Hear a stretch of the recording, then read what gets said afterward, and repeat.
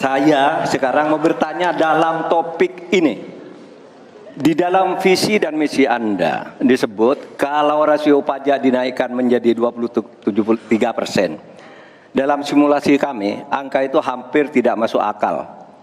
Karena pertumbuhan ekonomi bisa 10. Padahal selama ini pertumbuhan ekonomi 5-6 gitu.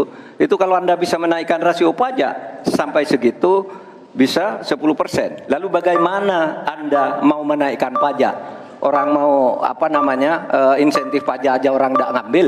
Terima kasih. Assalamualaikum warahmatullahi wabarakatuh. Waalaikumsalam warahmatullahi. Silakan cawapres nomor urut 2 untuk menjawab, waktu Anda 2 menit. Prof. Mahfud, yang namanya menaikkan rasio pajak dan menaikkan pajak itu beda.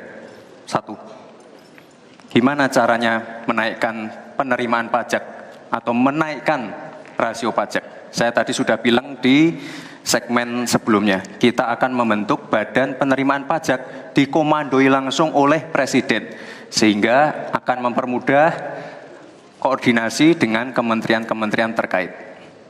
Itu.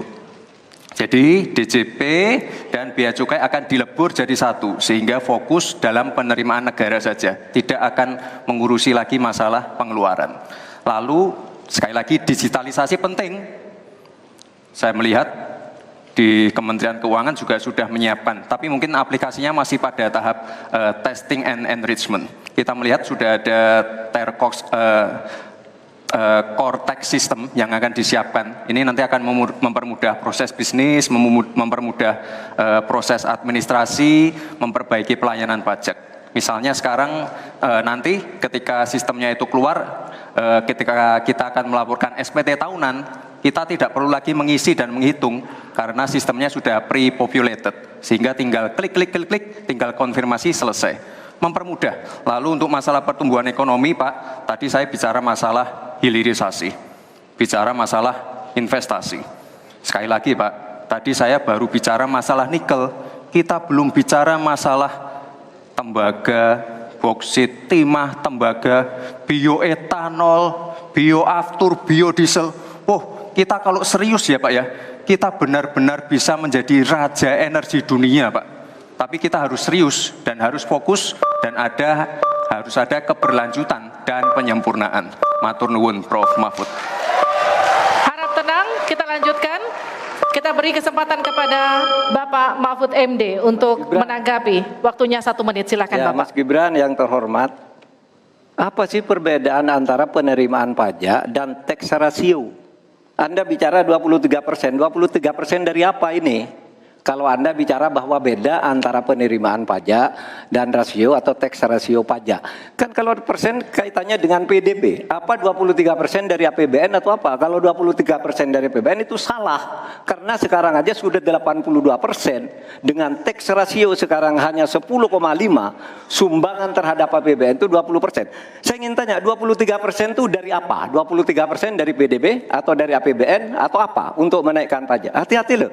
Rakyat itu sensitif kalau pajak dinaikkan. Karena kita sudah berkali-kali nawarkan teks amnesti juga tidak jelas hasilnya. Kemudian teks pajak itu, insentif pajak sudah ditawarkan oleh pemerintah, tapi tidak ada yang mau. Karena diperas-peras juga jadi alat nego di kantor pajak. Nah, oleh sebab itu ini harus jelas. 23% dari apa, selesai. Silakan. Masih lanjut. Silakan. Pak, yang saya klarifikasi tadi adalah tax ratio dan menaikkan pajak, Pak. Itu beda. Kita ini tidak ingin berburu di dalam kebun binatang. Kita ingin memperluas kebun binatangnya. Kita tanami, binatangnya kita gemukkan.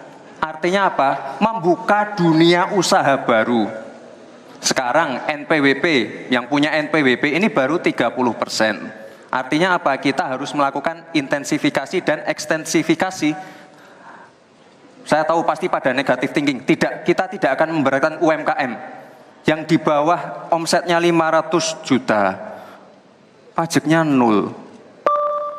Pengen modal 200 juta, kur. Tanpa agunan. nggak ada yang memberatkan, Mbak.